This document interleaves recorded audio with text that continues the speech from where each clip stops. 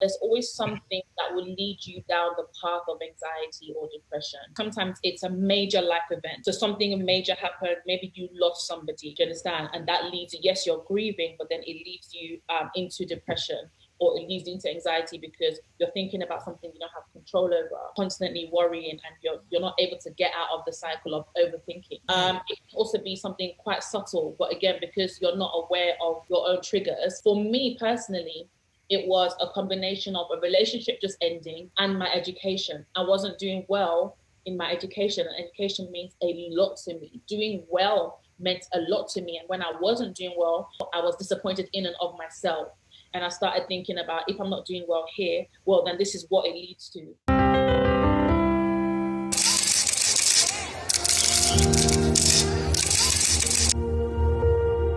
This evening, we're having quite a bit of a sensitive conversation, which came to my awareness pretty much in the last 2 years. When I used to head the singles team in my church, and in my former church, and I happened to lead people who from time to time were candid and open about struggling with mental health and mental illnesses and things like that. Now, it was something that was strange to me, but as a leader, I had to pay attention to it, only because I had a lot of people who were always coming up to speak about these things. And if I'm completely honest, I don't think the church, and it's not about just the church I was attending. I don't think that the church environment as a whole is very equipped to handle mental health type conversations. Because when I brought it up back in the day, certain people who were in the conversation were more interested in wanting to know who the person is than how can we help the person. So I think those are the kind of conversations we're going to go through. But before we get too deep, we're having a conversation. I'm having a conversation with a beautiful, wonderful singer. Hopefully, I can get her to sing before we get out of here. She's left the UK shores. She's based in Canada at the moment. Her name is Ruth. Ruth, do you want to introduce yourself quickly to everybody? Thank you so much. Hi, everyone. My name is Ruth Oladeru. Gospel artist and a lifestyle blogger. I share everything on my heart. I share about mental health, how to navigate different life transitions, whether it be through songs, through devotionals, through my blog. I just want to make sure, encourage a community, of where people can share their life experiences. That's basically what I do. Okay, it's okay to tell us about your husband. You're married to a famous husband. You can. It's my you're my plug to fame, so we can share that. I recently got married to Tim Oladeru, who's also known as Daffy Kiki. He provides piano instrumental music for worship, meditation, and relaxation. All right, good stuff. Thanks, Ruth. I hope you're okay. How are you doing right now? How do you feel? I'm good. I'm just wondering about this lighting. It's not working, so sorry about that, guys. And your sound is a bit low. Is it possible to? It is. Is there any way to give you a lot more volume? Okay, I'll speak a bit louder then. That's all right. Okay, good stuff. So, do you mind? Let me allow you lead on this a bit. So, tell us a bit more about your story with mental illness, and then we'll take it from there. Okay, sure. So, in late 2015, early 2016. I experienced a season of anxiety and depression. I was studying for my master's degree, and I believe that was the trigger down that path. There were other life experiences happening during that time. And I'll just share some of the symptoms that made me realize something else was going on. So I, for example, had trouble concentrating. You had what? I said I had trouble concentrating. Yep. I was constantly having seasons of insomnia or sleeping too long. Like I literally struggle or not want to wake up in the morning. I wouldn't want to experience a new day. I had moments where I overate. I had fatigue, like serious fatigue. it was hard for me to do normal life activities. I had, for some reason, I had like muscle aches. Everything was just crazy. Like I'm kind of an extrovert, and I turned into an introvert. I wouldn't really speak with my family. I wouldn't really engage with my family at home, and even my friends. They noticed a change in my behavior, and I mean, it was really, really, really dark. Um, and during this time, like I said, I was doing my master's, so I was just trying to, get through my master's, get it all done, and move on into the world of work. But as I mentioned before, it was very hard. This went on for about, I want to say, 6 months, 6 to 7 months. I was constantly worrying about things I had no control over. And that, again, that affected my health, affected the way I saw life, affected the things I did. Um, and yeah, that's basically what happened. During the course of that period, I sought counseling. Mm. After speaking to, okay, I'm just getting a message that I need to include. Yeah. I'm gonna try. I'm not entirely sure how to include my volume. Sorry, just give me a second. Let me figure this out. Okay, cool.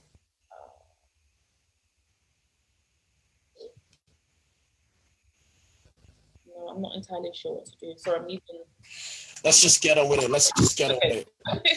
Okay. Everybody, can you go wear earphones or increase your stuff, and let's all listen to Ruth. Let's go. It can't be that bad. I'm sure I can hear you anyway. Maybe I'm being selfish. Okay. All right, go ahead.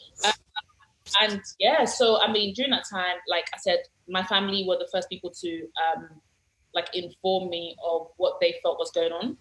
I didn't necessarily realize all of these things were happening. It kind of just became normal life for me, like not concentrating, having headaches, or having insomnia, or not even wanting to wake up in the morning. It started becoming normal for me.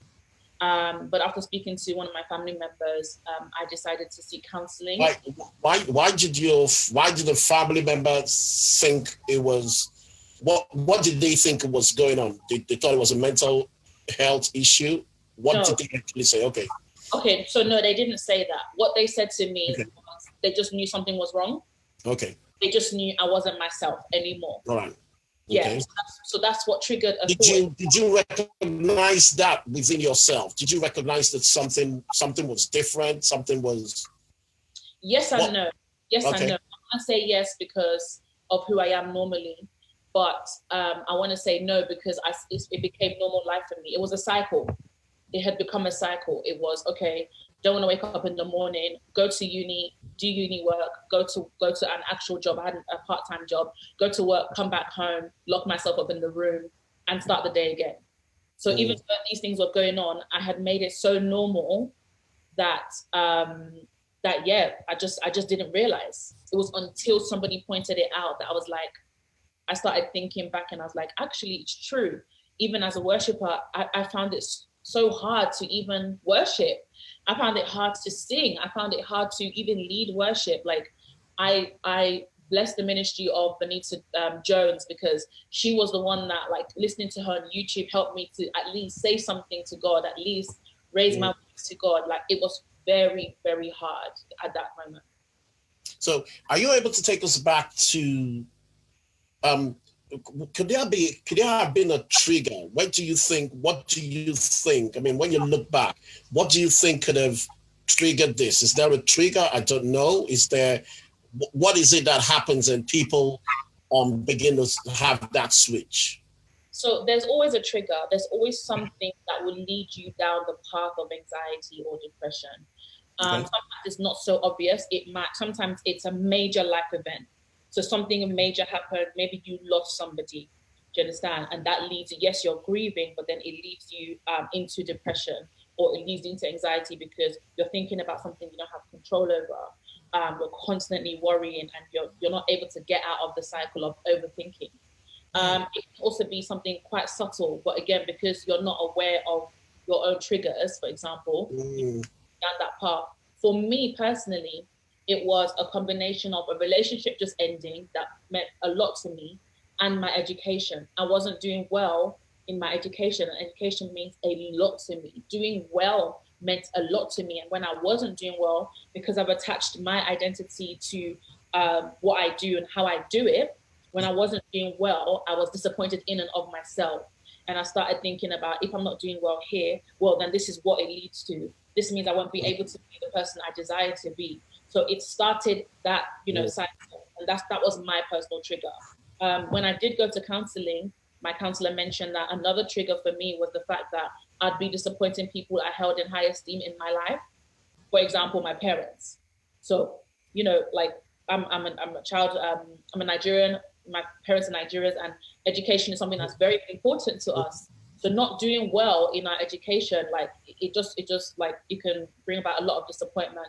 And that was a trigger that she identified for me.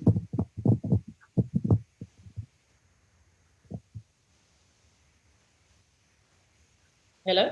So did any of your friends get to notice? Did anyone notice that something had shifted within you? Right, to my internet connection. Let's just wait a bit. Wait.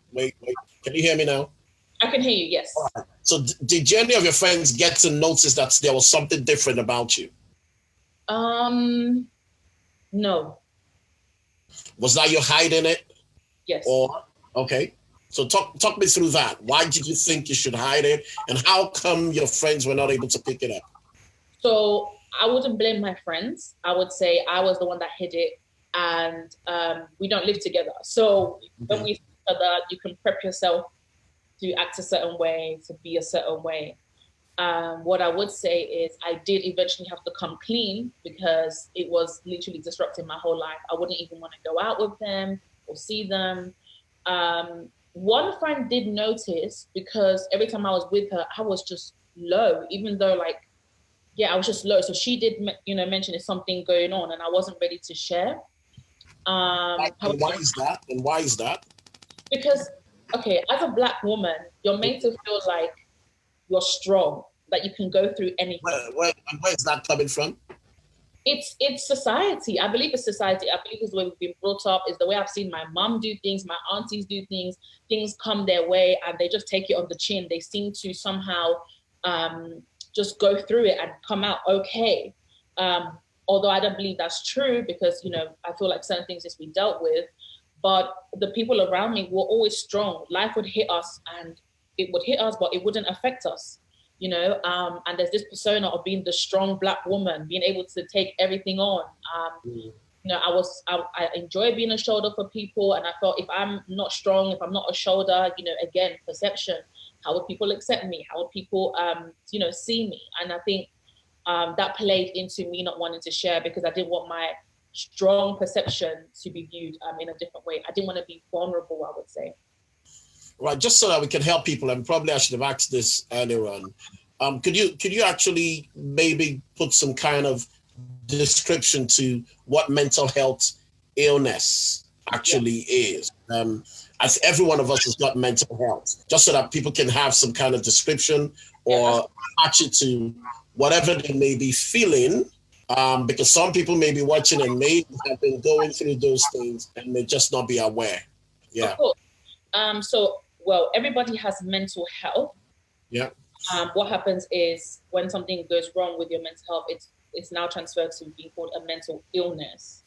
And that's basically an illness within your psychology.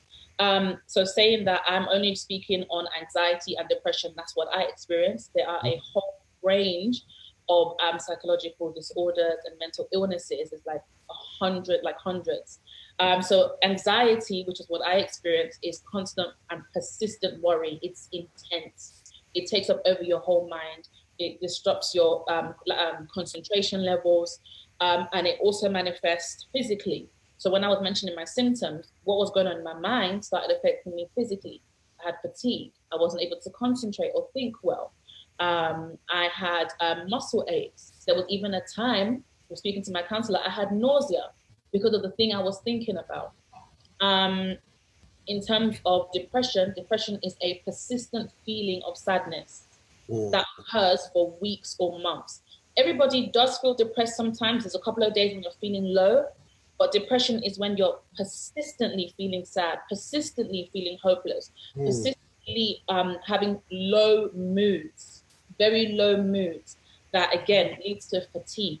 You're not being able to do your normal day-to-day things. When mental illness actually becomes an illness, it's because you're not able to do the normal things you're able to do. So some people with clinical depression, for example, aren't able to take a shower. They're not able to put food together. They're not able to go to work. They're not even able to speak to friends because they're literally in a very low state. So when it starts to disrupt your life, you can start to see that it's now a mental illness where you should be going to seek for help. Wow. So when you came out and to your friends and when you noticed you were going through something, is this something that is common amongst people? Did you then begin to find people around you who were possibly suffering from the same thing, but everyone is hiding, like you were not willing to share? Is that something that is a norm? Anxiety and depression actually affects 1 in 6 people. So it's very, very common. The thing within, I would speak to our community is, again, we like to hide it and cover it. There's a lot of stigma around mental illness, so we don't want to.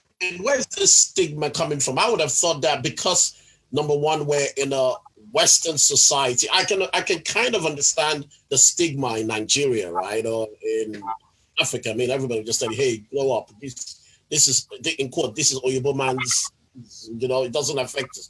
So are you telling me that with the level of awareness, even in the Western world and our education and things like that, we still have that stigma within our Black community? I would say that in as much as mental illness is spoken about in certain communities, it's still not spoken as much in our community. It's still down upon. You're still seen as weak for some reason. You're still seen as not being able to handle everyday stresses, because in previous times, other generations, even though they had these things going on, they took it on the chin.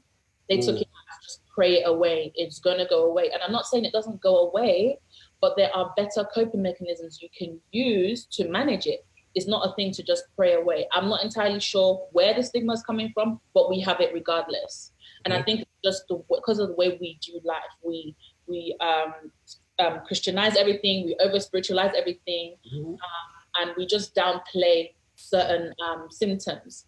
It's funny to me because I wonder why we go and see a doctor for physical illnesses, but we don't go see a doctor or a psychologist or a therapist for mental illnesses. You understand? It's still an illness. It's still something that needs to be treated.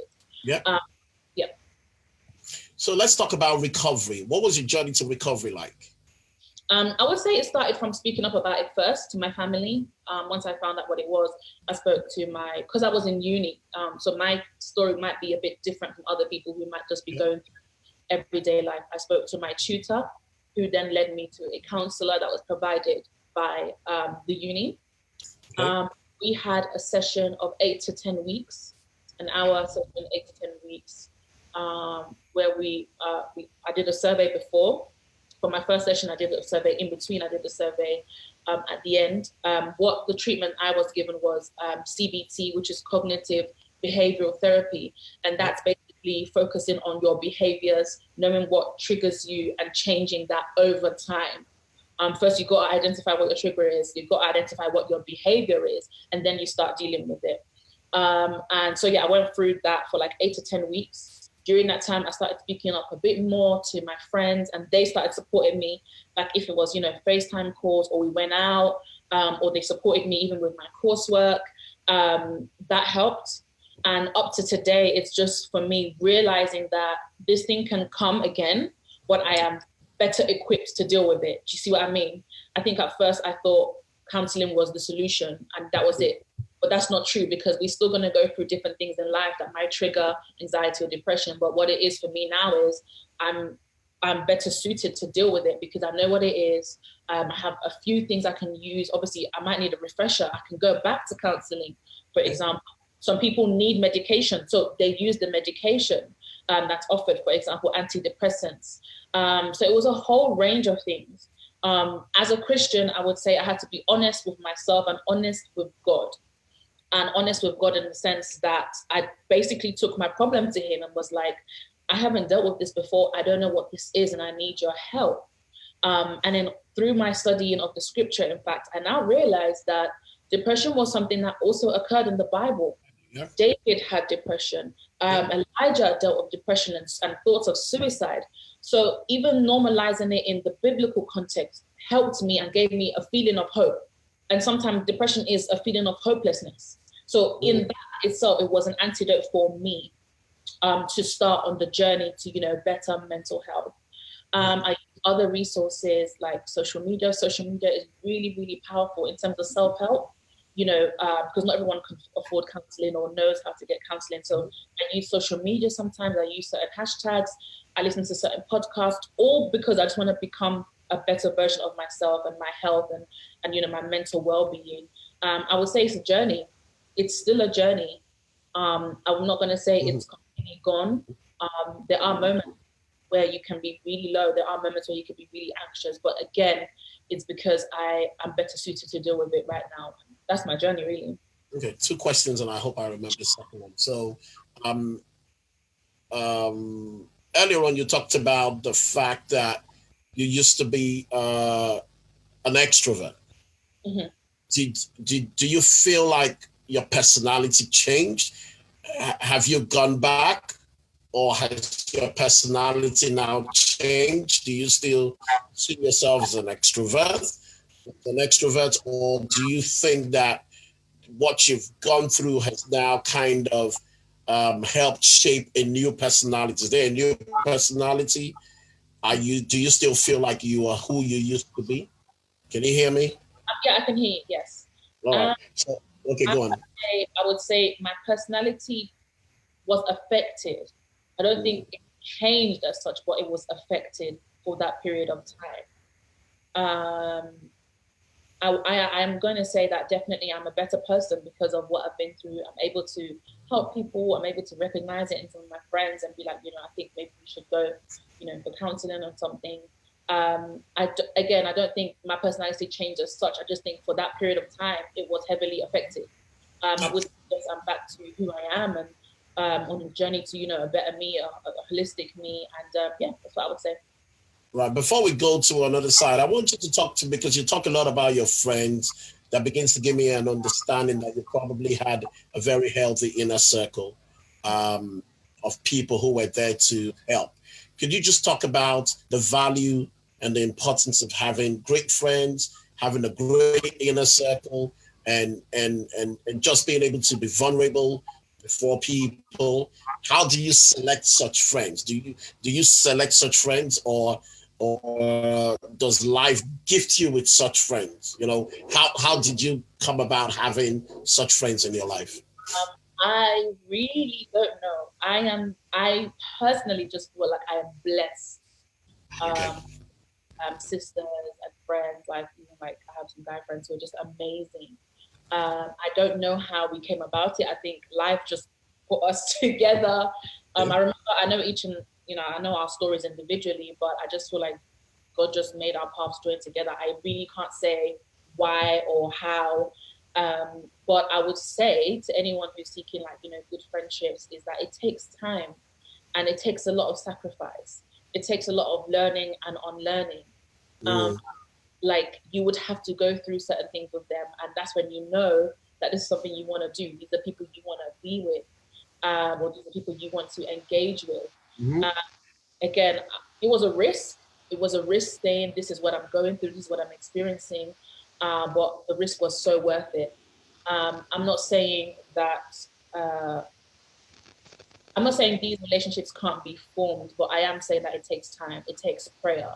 We've had moments of tension, moments where things didn't work out, somebody's gone AWOL, but again, it's just, if you love that person, you're praying for them, you're seeking them out. You're also trying to be a friend. The Bible says if you want friends, be friendly, be a friend. So I think it's about understanding what friendship is.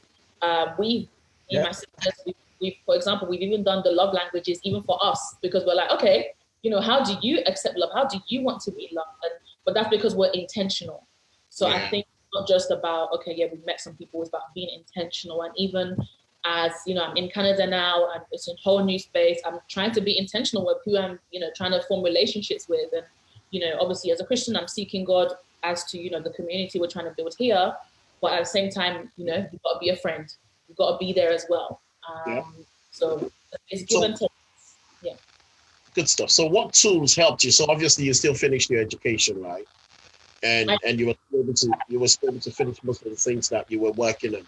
What tools helped you in the going through? So you've mentioned counseling. Is there any other thing that kind of helped you go through that season such that you were still able to complete? I'm sure this thing happens to two different types of person. Number one, I can tell the place of your faith. And for someone else, it's like that's the end of the road completely.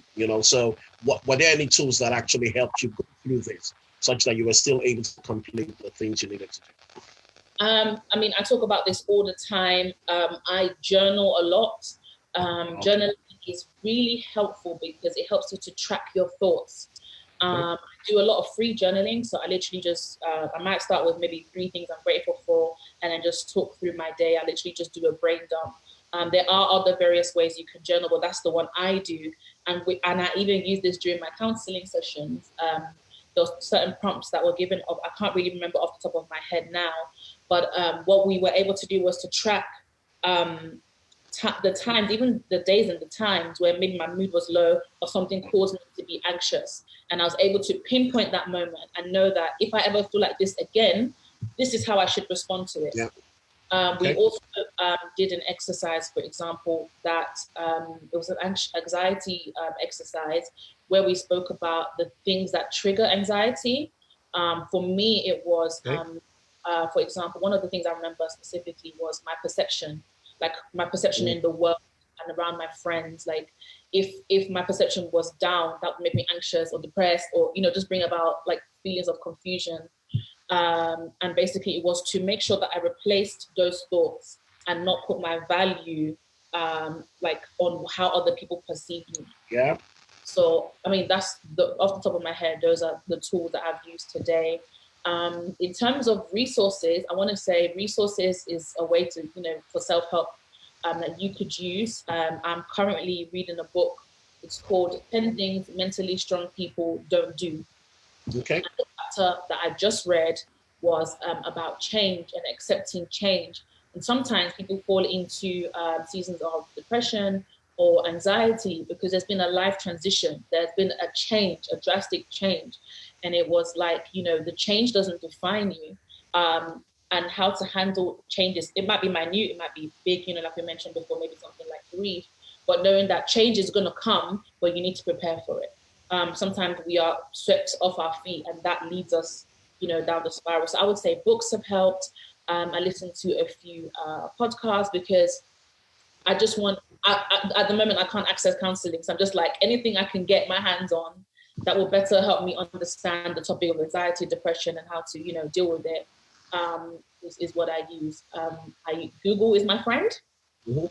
Google is my friend. Websites such as Healthline are really useful.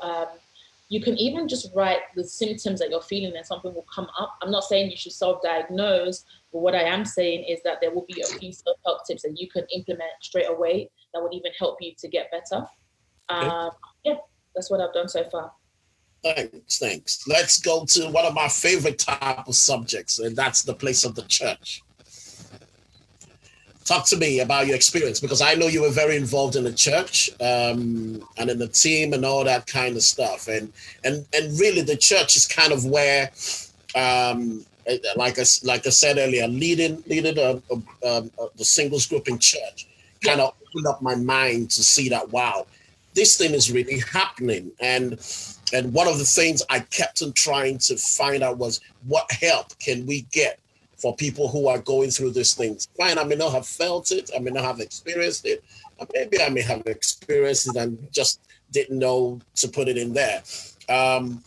What help did you get from your church? What help did you get from your church in this season? In that season? If I'm honest, I didn't speak to my church leaders about it. I didn't speak to anyone in church about it. Were you close to your church leaders though before then? I am. Okay. All right. So why didn't you think you could speak to them about it? I don't know. I think in that moment and time, it was just really muddy. It was muddy waters. It was very hard to navigate that moment. I think in hindsight, it might have been helpful, but at that time, I didn't know. I didn't know what to do, if I'm honest. I didn't speak to my church leaders about it whilst it was happening. However, I remember speaking about it during like a testimony session that we had in church, and opening up and telling everyone in church that this is what I experienced, this is what I did, this is how I got through it, and I am now. After you had come through it. So this was after you had come through it. Okay. Yes, I've gone through my treatment and I've been in a better place. I think it was literally a year after. I didn't even think it was 2016. I think it was 2017, 18 that I even spoke about it. And it was a very positive response. I wasn't expecting that kind of response. I got so much support from, you know, church elders, aunties that look up to, all coming up to me saying, you know, they wish I hadn't gone through it alone. They wish I had spoken up, but that, you know, they're very proud that I shared my story. Some of them even started sharing their own story. And I feel like we need more of that. I feel like we need more openness and transparency and honesty within the church. I think sometimes, or maybe subconsciously, I suppressed it and I didn't want to share with the church because it was going to be downplayed, or maybe it was going to be over spiritualized, and which is the response would be just pray. I have seen some like instances like that. Some churches, specific like bodies within the church are not equipped. Okay. And some churches have counseling departments with qualified therapists, not just, you know, like the biblical counseling of, you know, marriage counseling or something like that. They have actual counseling therapists. They have connections within the government, and like they have a service where you can, you know, go and see a counselor, and the church pays for that. So I know that we have that, but it's not widespread. Again, not everyone has the resources. And even just doing my research, especially if we're talking about like, you know, our church, Nigerian church or whatever, there are a lot of, you know, Black therapists out there. Okay. You can maybe understand like our socioeconomic disparities. So it's like, even when you're, you know, asking people to come and, you know, join a partner with your church, it's like, okay, who are the people that will be coming to be given this service? I don't know. I think the church is starting to speak about it. I can say that especially for the millennials within the church, we're a bit more open, we're a bit more transparent. I'm not entirely sure if we're seeking treatment or we're just talking about it, but I know there's a conversation going on. And usually when conversation goes on, everyone becomes more aware, and then things start happening and things start coming into place. But I still think we're a long way away from the church being an answer to mental illness. And as I said before, it's because of the way we perceive mental illness. We see it as something to just pray about. Nothing wrong with prayer. Prayer works. I believe in prayer. I still prayed during that season. I asked people to pray for me, but I believe God has put certain people in place to help us deal with it with the right tools, right mechanisms, so that if it comes again, we know what to do. Yeah. Thanks for sharing. I had a question that just came now. So I'm a person of personal growth, and I believe that nothing just happens, and there's a reason for why God allows us or allows certain of us go through crisis and go through this kind of situations and things that happen. So I think you're chosen. I think you're chosen. I think out of this kind of things, Brett's ministry, Brett's a future. So is that how you feel? And what do you think this is birthing for you, and how are you going to be helping? Yeah, I do agree with that sentiment. At the moment, I'm trying to figure it out. Right now, I'm just using my social media platform and my newsletter on my website to bring more awareness about certain mental health topics. So, for example, today I spoke about overthinking because it's something that we do, and we don't realize the more we do, we might end up in, you know, another state completely. Try to share as many resources as I come across. Some people have spoken to me privately, and I have, you know, been able to share maybe some counseling websites with them. With time, I hope to create some form of an organization around mental health, especially within our community, where we can, you know, share our life experiences. I really feel like when people share their own life experiences, it's really powerful. It has a powerful effect on the next person. The next person feels motivated to get some help, and they're aware that, you know, they can actually come through it as well. Again, there are different complexities within mental health and mental illness. So I will be sticking to anxiety and depression. Okay. But yeah, with time, I'm currently working on a few things I don't really want to announce prematurely. That's fine. But it's something that I do feel like it's a passion of mine and it's on my heart. I want people to live a good life mentally, have good mental health, have access to good mental health resources out there. The problem is not everyone knows where to go. So I try to signpost them to where to go. I'm currently researching where to go in Canada because that's my new space now. And yeah. All right. So when I hope we can go there a bit. So when this happened, the season where this started, from what I hear, were you already in the relationship that led to marriage? No. All right. Okay. So how did you have to discuss this when you eventually got into a relationship with him? That's a very good question. Yeah. That's a really good question. Especially you being married to a black man. He didn't think that, hey, they're chasing you from your village or something like that. Something must be wrong with you. You know what? I think this has been happening so many times with me is I would be scared to share my story and then there's such a warm reception. I think it was one of the first, like, I want to call it Skype dates we had. And I was very upfront because I'm not interested in like, being a fake version of myself. And I said to him, I really want to talk to you about something. Because just to track back, we were doing a long distance relationship. So he lived in Canada, I lived in the UK. So we were always talking on Skype. And I said to him, look, this is what's happened to me. I have been struggling with anxiety and depression. I have gone for counseling. I believe in the word of God. I believe God is going to heal me, but I went for counseling because I needed to know what I was dealing with before I could even pray about it. And he was very, very, very encouraging. He told me, like, look, I don't know much about it, but I will research about it to know how I can help you. And he told me he was very proud of me for seeking counseling and even talking about it. And he said to me, one thing that has encouraged me so far is, never feel like you can't talk to me about anything. And he thanked me for being open and honest with him. And I told him that in as much as I have gone through this now, it doesn't mean that it won't come back up in the future. And will that be a problem for him? I was like, absolutely not. And he didn't even know how much of a blessing his music had been to me because there would be moments of stress, intense worrying, and I put on his music and there'll be such peace and calm. And we're kind of working on, marrying mental health and his music together and, bringing something out for people who struggle with this because we get loads and loads of emails, testimonies of people who have struggled with anxiety, depression, and how his music has helped them through it. So we're currently working on that. And I think it's part of the bigger purpose of why we are together. Yeah. Wow. So what can we expect from music for you? Let's just move away from that mental health. Apart from, I need to hear your voice. What can we expect from music? I mean, you just upped and left the UK and took your voice to Canada. What's that about? Oh, you know what? It's fine. Digitally, we're connected by Spotify and YouTube and everything. It's not the same thing. When I'm hearing you sit next to me, I'm sitting in front of you.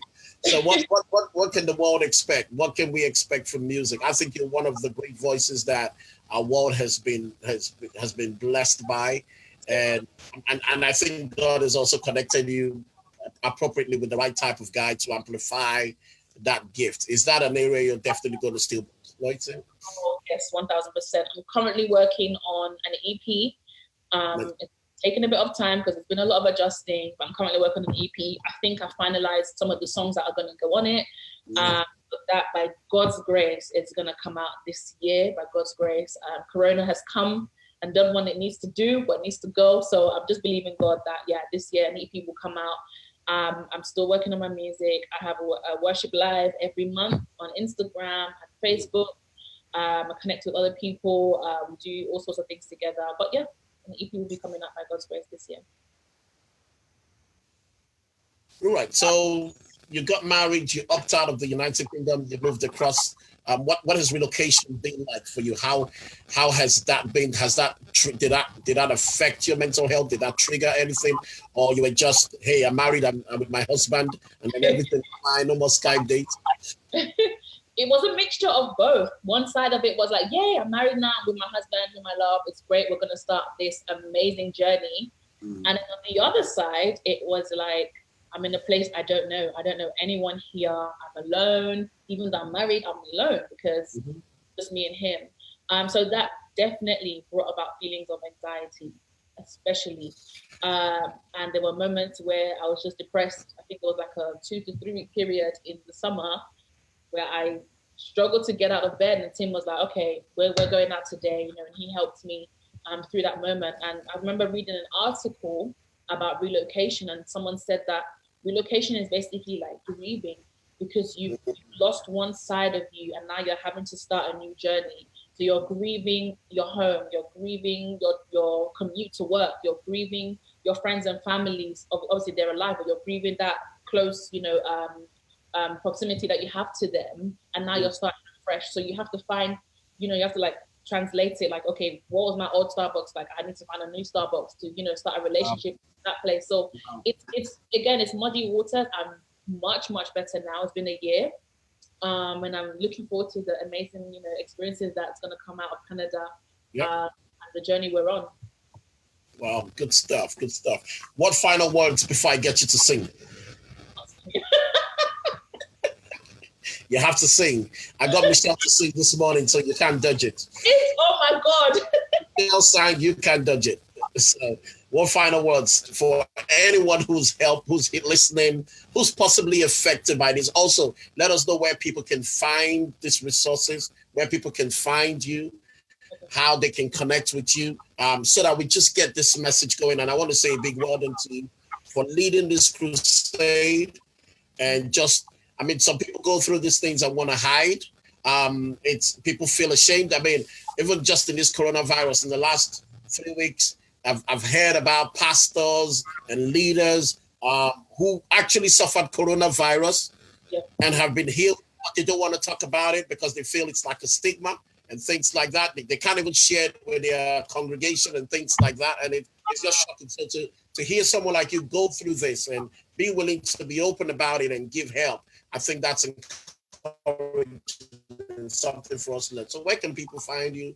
Where can they get in contact with you, connect with you? Sure.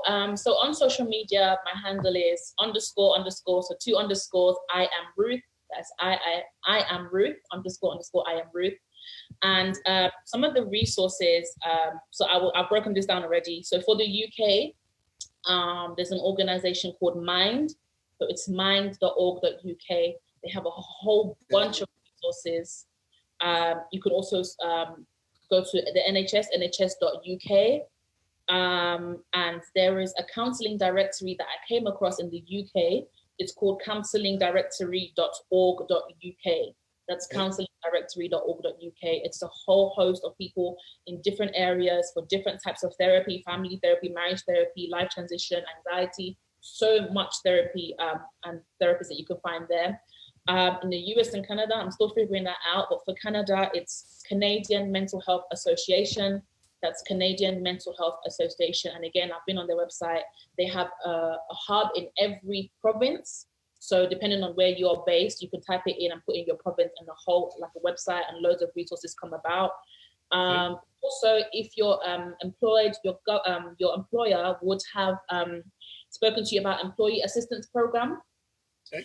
And through that, you're able to access some sort of counseling or therapy. Like my place of work, that's something I've seen. Like literally, it connects you to therapists within your local area. So that's your employee assistance program. You can speak to your employer about that. The same way you get like dental or glasses, it's the same way you would get your therapy. As I mentioned previously, I listen to a lot of podcasts. Actually, I don't listen to a lot. I listen to a few, but I listen to them frequently. So there's therapy for Black girls. There's also therapy for Black girls on Instagram. I listen to Brittany Moses, which is Christian Mental Health on Instagram. And in general, like I said before, sometimes I literally just do a Google search. I just, literally just check myself and check out the resources. Some are great, some are not so great, but I'm sure with time you would know which ones are better suited to you. Oh, actually, there's one more website. It's called anxiety.org.uk, I think. Anxiety.org.uk. And yeah, did I say where you can find me? Yeah. Let me read before I get you to sing. Let's know that singing matter. Someone says, Flo says, you're awesome, Ruth. God bless you real good for sharing. Well done. I pray that through your pain, lives will be greatly impacted as you continue to share your story and create awareness. I think I saw someone else say something. Let me just read this out. Come on, I saw someone else send you some kind words. Right, I can't find them. All right, people, can you just quickly send some kind words quickly to Ruth? No, for taking this action. If you can just, my says really enlightening. Thank you for being honest, Ruth, and for using your experience to help others. All right, please quickly send me some kind words for Ruth so that Ruth can sing for us. Remy says, "Love you, baby girl." Those are just that inner circle of yours. That anyway, we love Remy, don't we? All right. I want to read one or two kind words for Ruth quick. And we're going to get Ruth to sing for us before we get into the next session. Ruth, even if it's a line or two, we need to hear your voice, right? Right. Remy says your openness is just inspirational. No, it's amazing. It's amazing. You've really inspired me. Michelle says super brave for sharing, and the work you're doing around is phenomenal. Plus, you're buff too. What's that? That's millennial, right? What's buff? All right, Ruth, can you take us out? Can you do some singing for us? Sing something that would suit our soul this evening, and we say goodbye to everybody and wait for the next show at 8 o'clock. Okay. I don't really have any song. Okay. I didn't know I was going to sing, really and truly. Okay, I'll just sing my song. You know how it is with me. I'll just sing my song. Exactly. Let's go. Okay. I declare, forever you're my king. I declare, forever you will reign in my heart. I declare, forever you're my king. I declare, forever you will reign in my heart. Thank you. I'm gonna join my faith with you to say that will be your testimony. That would always be your story. He would always be your king. He would always be your joy. And I'll just end with these two words. Michelle says you're sweet like plantain. You know how Michelle is. Everything is about plantain. And she just had to add plantain to it. Always. And Mr. Tim himself, Mr. Dappy Tiki says, proud of my wife. That's all. On that note, I don't say any other thing. Good night, everybody. Thank you, Ruth.